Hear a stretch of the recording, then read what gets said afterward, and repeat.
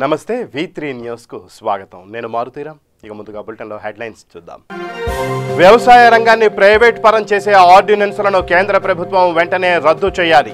రైతులకు ఇబ్బంది కలిగించే చర్యలు మానుకోవాలని ఆంధ్రప్రదేశ్ రైతు సంఘం నేతల విన్నపం. ఆదిలాబాద్ జిల్లా సిరికొండ మండల్ రాయిగూడ గ్రామంలో ప్రపంచ ఆదివాసీ దినోత్సవ సంబరాలు. ఆదివాసీ జెండాను ఆవిష్కరించిన రాష్ట్ర SC/ST కమిషన్ సభ్యురాలు పెందూరు నీలాదేవి. ఈత సరదా ఇద్దరు బాలుర ప్రాణాలు బలిగొంది. సంగారెడ్డి జిల్లా జరాసంగం మండలం పోటిపల్లి గ్రామంలో ఘటన. రంగారెడ్డి జిల్లా నందిగామ మండల పరిధిలోని HBL కార్మికుల నిరసన. అక్రమంగా తొలగించిన తమను విధుల్లోకి తీసుకోవాలని డిమాండ్. గుంటూరు జిల్లా రేపల్లె మండలంలోని ప్రభుత్వ పాఠశాలలో అడ్మిషన్లు ప్రారంభం. వెల్లడించిన మండల విద్యాధికారి టి నవీన్ కుమార్. ఇక బులెటిన్లో డీటెయిల్స్ చూస్తే వ్యవసాయ రంగాన్ని ప్రైవేట్ పరం చేసి రైతులకు ఇబ్బంది కలిగించే ఆర్డినెన్స్లను కేంద్ర ప్రభుత్వం వెంటనే రద్దు చేయాలని ఆంధ్రప్రదేశ్ రైతు సంఘం రాష్ట్ర అధ్యక్షులు రామచంద్రయ్య, జిల్లా కార్యదర్శి జగన్నాథం డిమాండ్ చేశారు. కర్నూలు జిల్లా పత్తికొండలో ఏపీ రైతు సంఘం ఆధ్వర్యంలో గ్రామీణ ప్రజల ఐక్యతకై చైతన్య యాత్రల కార్యక్రమాన్ని నిర్వహించారు. స్థానిక 4 స్తంభాల కూడలి వద్ద సంతకాల సేకరణ చేపట్టారు. ఈ సందర్భంగా వారు మాట్లాడుతూ వ్యవసాయాన్ని ప్రైవేటు రంగానికి అప్పగిస్తే రైతులు కార్పొరేట్ కంపెనీల గేటు వద్ద కాపలాదారులా నిలబడాల్సి వస్తుందన్నారు. అలాగే పండించిన పంటలకు కనీస గిట్టుబాటు ధర కల్పించి ప్రభుత్వమే పంటను కొనుగోలు చేయాలని, ఉపాధి హామీ పని దినాలను పెంచాలన్నారు. ఈ కార్యక్రమంలో సిపిఐ జిల్లా కార్యదర్శి గిడ్డయ్య, AITUC నాయకులు కృష్ణయ్య తదితరులు పాల్గొన్నారు. మన రైతులందరూ కూడా ఆ కార్పొరేట్ శక్తుల చేతుల్లో ఉండే వ్యవసాయ క్షేత్రాలకి గేట్ కీపర్లుగా మారే ప్రమాదం ఉంది. కాబట్టి వ్యవసాయ రంగాన్ని రక్షించాలంటే ఈ ఆర్డినెన్స్ని తక్షణం రద్దు చేయాల్సిన అవసరం ఉంది. అదేవిధంగా ఈరోజు మరి కేంద్రంలో ఉంటున్న ప్రభుత్వం మన ఆహార ధాన్యాలన్నిటి కూడా నిత్యావసర వస్తువుల చట్టం నుంచి మినహాయించడం జరిగింది. ఎప్పుడైతే నిత్యావసర వస్తువుల చట్టం నుంచి మినహాయిస్తారో ఈ ఆహార ధాన్యాలన్నీ కూడా బ్లాక్ మార్కెట్ చేసి వాళ్ళు నిల్వ చేసి ఎన్ని సంవత్సరాలైనా ఎన్ని ఏళ్ళైనా నిల్వ చేసి మరి రైతులకి మన గ్రామీణంలో ఉండే మామూలు వినియోగదారులందరూ కూడా అధిక ధరలకు అమ్మి వాళ్ళంతా లాభాలు చేసుకుని తిరిగి భారం మోపే పరిస్థితి ఉంది. మరి ఇట్లాంటి దుర్మార్గమైన ఆర్డినెన్స్లు వెంటనే రద్దు చేయాల్సిన అవసరం ఉంది. అదేవిధంగా ఈరోజు వ్యవసాయ రంగం రైతులు ముఖ్యంగా ఈ వ్యవసాయ కూలీల సమస్య చాలా తీవ్రంగా ఉంది. మరి అధిక వర్షాలతో అయితేనేమి, మరి కూలీలు అధిక ధరలు అయితేనేమి, ఈరోజు కూలీలు కట్టలేని పరిస్థితుల్లో ఉంటున్న నేపథ్యంలో వ్యవసాయ రంగానికి జాతీయ గ్రామీణ ఉపాధి హామీ పథకాన్ని అమలు పరిచి దాన్ని అనుసంధానం చేసి 50% నిధులు కేటాయించాలని చెప్పి ఆంధ్రప్రదేశ్ రైతు సంఘం ఆల్ ఇండియా కిసాన్ సభ మేము డిమాండ్ చేస్తున్నాం. ముఖ్యంగా రైతులు ఎదుర్కొంటున్న సమస్యల్లో ప్రధానమైంది ఈరోజు అప్పుల సమస్య. వాళ్ళు కనీసం వాళ్ళు చేసిన అప్పుల మీద వడ్డీ కూడా కట్టలేని పరిస్థితుల్లో ఉన్నారు. అందుకే రైతులకు ఉండబడే అప్పులన్నీ కూడా రద్దు చేయాలని చెప్పి ఆంధ్రప్రదేశ్ రైతు సంఘం, ఆల్ ఇండియా కిసాన్ సభ, భారతీయ ఖేత్ మజ్దూర్ యూనియన్ మరి ఈరోజు డిమాండ్ చేస్తుంది. వ్యవసాయ కూలీలకు సంబంధించి కూడా వాళ్ళకి ఉపాధి హామీ పథకాన్ని 200 రోజులకు పెంచి క్వింటాల్కు 2000 రూపాయలు కనీస ధర నిర్ణయించి గవర్నమెంట్ వాళ్ళే మార్కెట్ సంస్థ ద్వారా కొనుగోలు చేయాలని, జాతీయ ఉపాధి హామీ పథకాన్ని వ్యవసాయంతో అనుసంధానం చేయాలని, అదేవిధంగా రైతులకు ఉన్నటువంటి అన్ని రకాల రుణాలు సంపూర్ణంగా మాఫీ చేయాలని, అదేవిధంగా రైతులు పండించిన పంట గిట్టుబాటు ధరలు ఇవ్వాలని మేము డిమాండ్ చేస్తున్నాము. ఆదిలాబాద్ జిల్లా సిరికొండ మండల్ రాయిగూడ గ్రామంలో ప్రపంచ ఆదివాసీ దినోత్సవం సందర్భంగా ఆదివాసీ జెండాను ఆవిష్కరించారు రాష్ట్ర SC/ST కమిషన్ సభ్యురాలు పెందూరు నీలాదేవి. ఈ సందర్భంగా ఆమె మాట్లాడుతూ ఆదివాసీ అభివృద్ధికి ప్రభుత్వం ఎంతో కృషి చేస్తోందని, ఏ ప్రభుత్వం చేపట్టని విధంగా ఆదివాసీ అభివృద్ధి సంక్షేమమే లక్ష్యంగా తెలంగాణ ప్రభుత్వం అనేక పథకాలను అమలు చేస్తోందన్నారు. ముఖ్యమంత్రి కేసీఆర్ గిరిజన ప్రాంతాల అభివృద్ధికి కోట్లాది రూపాయలు మంజూరు చేశారని తెలిపారు. ప్రత్యేకించి ప్రతి ఆదివాసీ గూడాలను గ్రామ పంచాయతీలుగా ఏర్పాటు చేసి ప్రజల కలల్ని సాకారం చేశారని చెప్పారు. అటవీ హక్కుల చట్టం అమలుకు ప్రభుత్వం చర్యలు తీసుకుంటోందన్నారు. కార్యక్రమంలో సిరికొండ ZPTC కొమరం చంద్రకళ, MPP పెందూరు అమృతరావు, తుడుందెబ్బ అధ్యక్షులు కొమరం యాదవరావు తదితరులు పాల్గొన్నారు.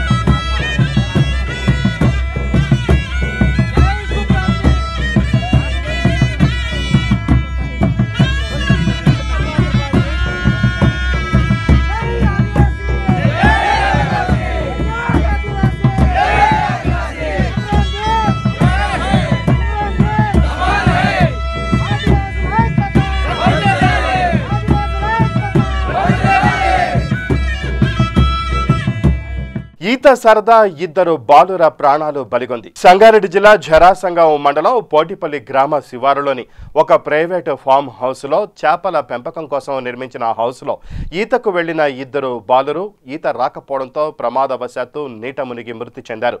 మృతులు అదే మండలంలోని బర్దిపూర్ గ్రామానికి చెందిన మేతరి హర్షవర్ధన్, విశాల్ బాబుగా గుర్తించారు. వీరి వయసు సుమారు 11 సంవత్సరాలు.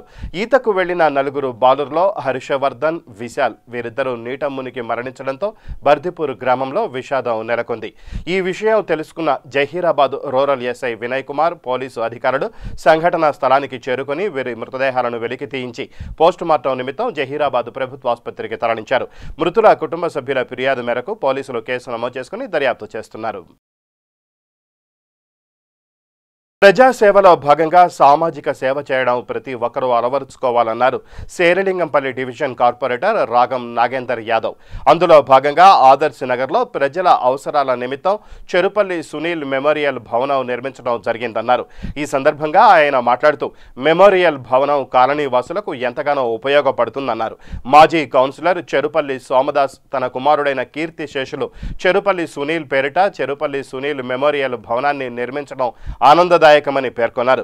మెమోరియల్ భవనాన్ని తన సొంత ఖర్చులతో నిర్మించిన సోమదాస్, స్వరూపారాణి దంపతులకు అభినందనలు తెలిపారు. ఆదర్శ్ నగర్లో నూతనంగా నిర్మించిన ఆదర్శ్ నగర్ కమ్యూనిటీ హాల్ను నాగేందర్ యాదవ్ ప్రారంభించారు.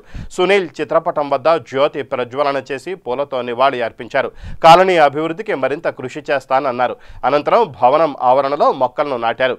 ఈ కార్యక్రమంలో మాజీ ఫ్లోర్ లీడర్ తాడిబోయిన రామస్వామి యాదవ్, జాతీయ అధికార భాషా సలహా సంఘం సభ్యులు మిరియాల రాఘవరావు, మాజీ కౌన్సిలర్ గుర్రపు రవీందర్రావు తదితరులున్నారు. పెద్దపల్లి జిల్లా మంథనిలో జిల్లా పరిషత్ చైర్మన్ పుట్ట మధుకర్ సీఎంఆర్ఎఫ్ చెక్కులు పంపిణీ చేశారు.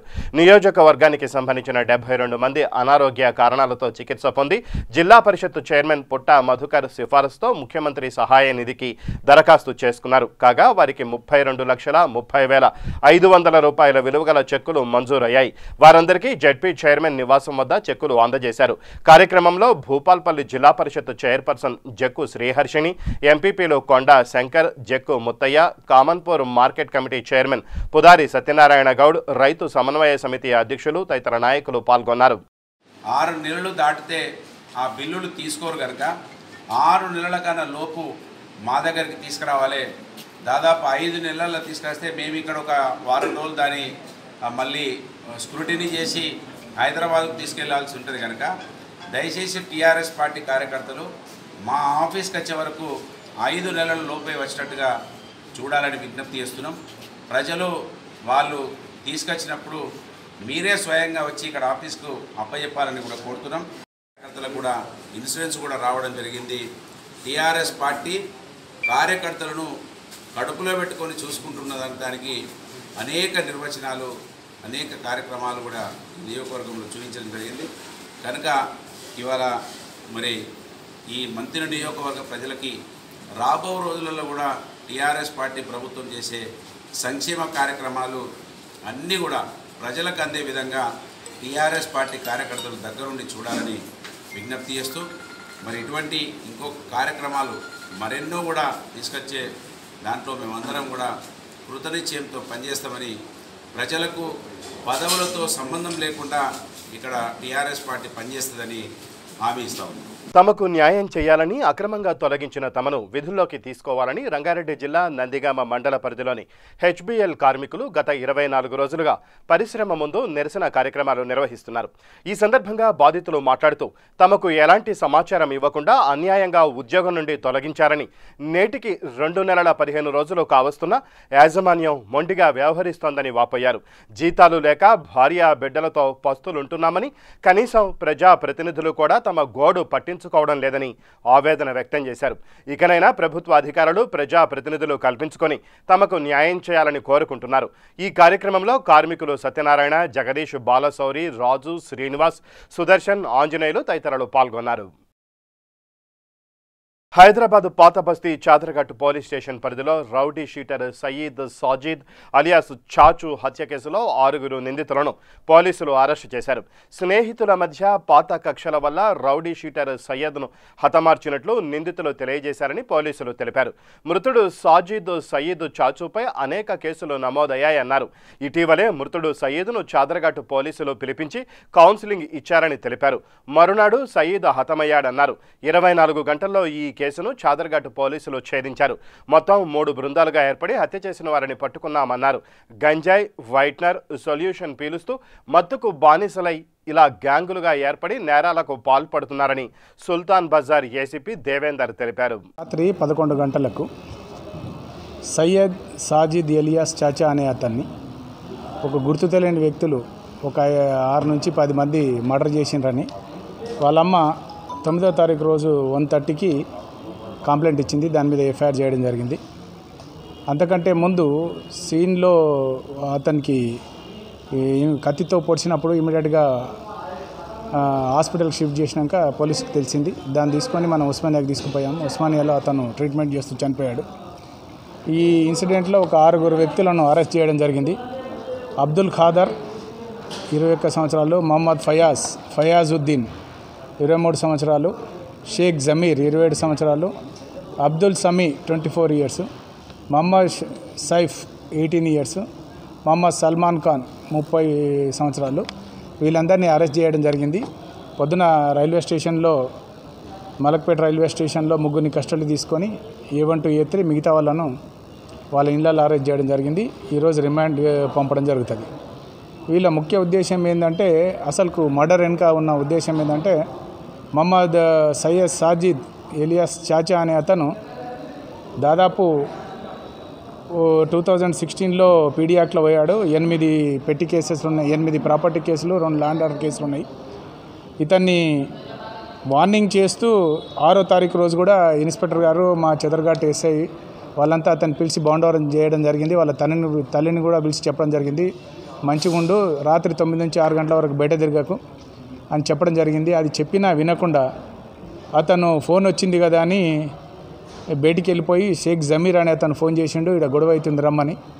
ప్లాన్ ప్రకారము అతన్ని, వాని ఫ్రెండ్స్, అతను తెలిసిన వాళ్ళందరూ అతన్ని పిలిచి గతంలో అబ్దుల్ ఖాదర్ ఇంటి మీద రాలేసిండని, మొహమ్మద్ ఫయాజుద్దీన్ ఇదే సంవత్సరము రంజాన్ అప్పుడు గొడవ పడ్డాడని ఇది మనసులో పెట్టుకొని పిలిపించాడు.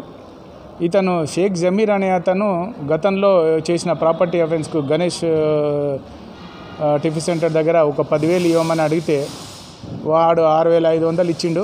ఆ కేసులో ఇతనే పట్టించాడని మనసులో పెట్టుకొని వీళ్ళందరినీ పిలిపేయడం జరిగింది. పిలిపించి అందరూ ఇతని మీద అటాక్ చేశాడు. అబ్దుల్ ఖాదర్ కత్తితో పొడిస్తే ఆ ఇంజరీస్కు అతను 90 హాస్పిటల్లో ఫస్ట్ ఎయిడ్కి తీసుకుపోయారు. కానీ సీరియస్ ఉందని ఉస్మానియాకి షిఫ్ట్ చేస్తే చనిపోయాడు. వీటి విషయంలో 6 అరెస్ట్ చేసి రిమాండ్కి పంపించడం జరిగింది. కర్నూలు జిల్లా పత్తికొండలో ఈ నెల 2న జరిగిన దొంగతనం కేసును పత్తికొండ పోలీసులు సీసీ కెమెరాల ఆధారంగా చాకచక్యంగా ఛేదించారు. స్థానిక పోలీస్ స్టేషన్లో ఏర్పాటు చేసిన విలేకరుల సమావేశంలో urban CI Adinarayana Reddy case వివరాలను వెల్లడించారు.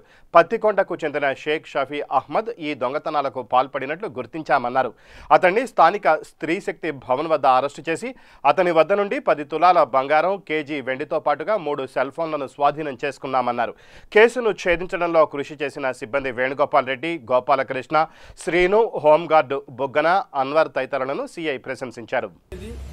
తెల్లవారుజామున 1 గంట ప్రాంతం నుంచి 3 గంటల లోపల పత్తికొండ టౌన్లో వరుస చోరీలు, బంగారు దుకాణాలు, సెల్ ఫోన్ దుకాణాలు దొంగలు కొట్టడం జరిగింది. అదే రోజు నమోదు పరిచిన తర్వాత స్టేషన్ సిబ్బంది చేత మేమందరం కలిసి ఎక్కడైతే మొట్టమొదటి షాపు దొంగ చోరీ చేశాడో బంగారు షాపు, అక్కడ దగ్గరలో ఉన్నటువంటి ఒక కెమెరాను ఆ ముద్దాయి చేతితో పెట్టి లాగేస్తాడు. లాగేసిన తర్వాత అక్కడ లాస్ట్ రికార్డ్ అనేది కొంచెం మనకు ఫేస్ మాస్క్ వేసుకున్నా కానీ కొంచెం లాస్ట్ రికార్డ్ వస్తుంది. ఆ క్రమంలో రాజేశ్వరి జ్యువెలరీస్ తర్వాత మొబైల్ షాప్ దగ్గరికి ఉన్నటువంటి దాదాపు ఒక 4-5 సీసీ కెమెరాలను మేము క్షుణ్ణంగా పరిశీలిస్తే ఒక చోట వాటికి సంబంధించి డ్రెస్ కోడ్ పూర్తిగా క్లియర్గా వస్తుంది. దాదాపు 70% ఫేస్ కూడా ఐడెంటిఫికేషన్ వస్తుంది. ఈ క్రమంలో అతను పాత ముద్దాయిగా మేము గుర్తించి అతను విచారిస్తే ఈ 3 నేరాలలో మొట్టమొదటి అల్తాఫ్ యొక్క షాప్లో 1 తులం అంటే సుమారు 10 గ్రాములు బంగారు కమ్మలు, 1 కేజీ వెండితో పాటు రాజేశ్వరి జ్యువెలరీస్ అనేది చాలా పెద్దది టౌన్లో. దాన్ని అటెంప్ట్ చేసే క్రమంలో 1 తాళాన్ని పూర్తిగా పగలగొట్టి 2వ తాళాన్ని పగలగొట్టాలని తీవ్రంగా ప్రయత్నం చేసినా కానీ అది ఓపెన్ కాదు. ఆ క్రమంలో ఎంతకు ఓపెన్ అయితే అతను విరమించుకొని సెల్ ఫోన్ షాప్ దగ్గరికి వచ్చి ఆ సెల్ ఫోన్ తాళం బ్రేక్ చేసి దాంట్లో ఉన్నటువంటి 3 సెల్ ఫోన్ను దొంగలించి అదే క్రమంలో ఇంటికి వెళ్తాడు. ఇంటికి వెళ్ళిపోయిన తర్వాత మనకు వచ్చిన క్లూస్ మేరకు వాడిని పట్టుకొని విచారిస్తే, ఇంకా లోతుగా విచారిస్తే పాత నేరాలు అటికలగుండులో, తర్వాత చిన్నహుల్తిలో, ఇదే పత్తికొండ టౌన్లో కూడా 3 నేరాలు చేసినట్టు ఒప్పుకొని 2వ తేదీ రాత్రి తెల్లవారుజాము చేసినటువంటి నేరాలలో బంగారు, వెండి ఇంటాక్ట్గా పోయిన వస్తువులు పోయినట్టుగా మనకు అతని వద్ద నుంచి లభించడం జరిగింది. నెక్స్ట్ ఇంకా లోతుగా విచారించినప్పుడు అటికలగుండులో జరిగినటువంటి దొంగతనంలో 2 తులాల లాంగ్ చైన్, 1 జత కమ్మలు అంటే సుమారు 2.5 తులం రికవరీ దాంట్లో వస్తుంది. చిన్న హుల్తిలో 1 లాంగ్ చైన్ వస్తుంది. నెక్స్ట్ ఈ నరసింహారెడ్డి నగర్లో జరిగినట్టు దొంగతనం కేసులో 30,000 నెలది పోయింటి దాన్ని పూర్తిగా ఖర్చు పెట్టుకున్నట్లు అంగీకరిస్తారు. ఈ మిగతా వస్తువుల వరకు ఇంటాక్ట్గా టాలీ అయిన క్రమంలో పాత నేరాలు ఇవి అని కలిపి ఇతన్ని ఈరోజు జ్యుడిషియల్ రిమాండ్కు పంపిస్తున్నాం. గుంటూరు జిల్లా రేపల్ల మండల పరిధిలోని ప్రభుత్వ పాఠశాలల్లో ఈ విద్యా సంవత్సరానికి అడ్మిషన్లు ప్రారంభించారు. ఈ సందర్భంగా మండల విద్యాధికారి టి నవీన్ కుమార్ మాట్లాడుతూ కరోనా వైరస్ ప్రభావం వలన ప్రాథమిక పాఠశాలలు వారంలో 1 రోజు, ఉన్నత పాఠశాలలు వారంలో 2 రోజులు తెరిచి ఉంటాయని, త్వరలో రేషనలైజేషన్ ప్రక్రియ, ఉపాధ్యాయుల బదిలీలు, పాఠశాలల్లోని విద్యార్థుల సంఖ్యను బట్టి నియామకం జరుగుతుందని తెలిపారు. విద్యార్థి తల్లిదండ్రుల కమిటీ, ప్రధానోపాధ్యాయులు, ఉపాధ్యాయులు, తల్లిదండ్రులు పాఠశాలలో విద్యార్థుల సంఖ్య పెరగడానికి కృషి చేయాలని, ప్రైవేటు పాఠశాలల యాజమాన్యం ప్రభుత్వ ఉత్తర్వులకు వ్యతిరేకంగా ఆన్లైన్ పాఠాల కోసం ఫీజులు వసూలు చేసినా, పుస్తకాలు అమ్మినా, అడ్మిషన్లు నిర్వహించిన అనుమతులు రద్దు చేసి వారిపై చట్టరీత్యా చర్యలు తీసుకోవడం జరుగుతుందని హెచ్చరించారు. అందరికీ నమస్కారం అండి. మన రేపల్లె మండలంలో ఉన్నటువంటి మన ప్రభుత్వ పాఠశాల హెచ్ఎంస్ అందరికి కూడా విజ్ఞప్తి ఏంటంటే, అడ్మిషన్ స్టార్ట్ అయిన సంగతి మీ అందరికి కూడా తెలుసు. ఇది మంచి సమయము. మరి కరోనా మూలంగా మనం అందరం కూడా ఇల్లు కదలని స్థితిలో ఉన్నాము. అయినప్పటికీ కూడా మరి ప్రైమరీ పాఠశాల వారు వారానికి వచ్చి 1 రోజు, అట్లానే ఉన్నత పాఠశాల వారు వారానికి 2 రోజులు పాఠశాలకు వెళ్తున్నాము. కేవలము ఆ 1 రోజే కాకుండా మిగతా రోజుల్లో కూడా ఏదో ఒక సమయంలో మన పాఠశాలని, మనం పనిచేసేటువంటి ఊరిని సందర్శించి మన పాఠశాలకి మరి ఎక్కువ మంది పిల్లలను చేర్చుకోవడానికి కావాల్సినటువంటి ప్రయత్నం మనం అందరం కూడా చేయాలి. ఎందుకంటే త్వరలోనే రేషనలైజేషన్ రాబోతుంది, ట్రాన్స్ఫర్ జరగబోతున్నాయి.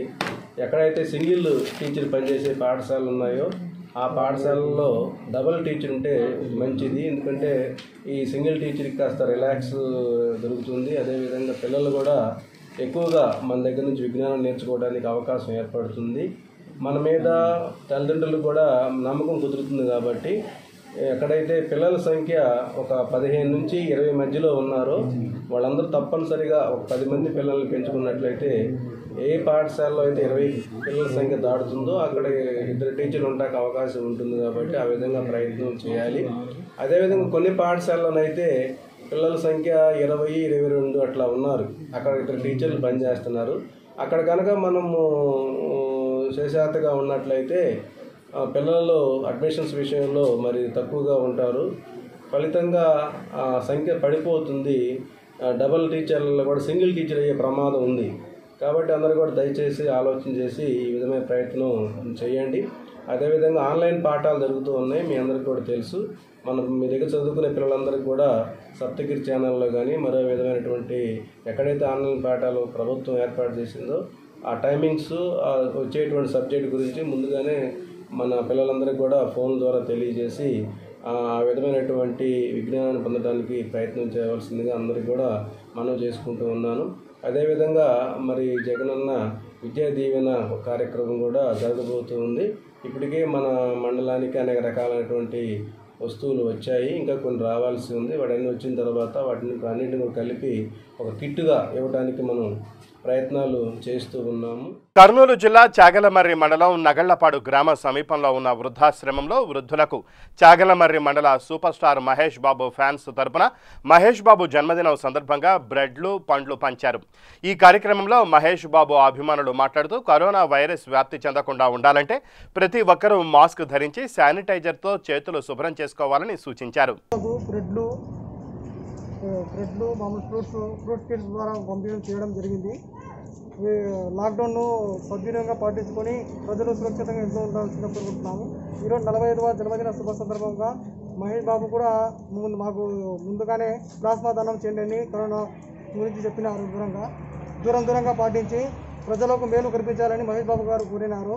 అందుకోసం మనం మహేష్ బాబు ఇచ్చిన మాటకు కట్టుబడి ఈ నగళ్లపాడు వృద్ధాశ్రమంలో మేము ఏర్పాటు చేస్తున్నాము. ఇవన్నీ మా ఫ్యాన్స్ అసోసియేషన్ కూడా మాకు సహకరించడం జరిగింది.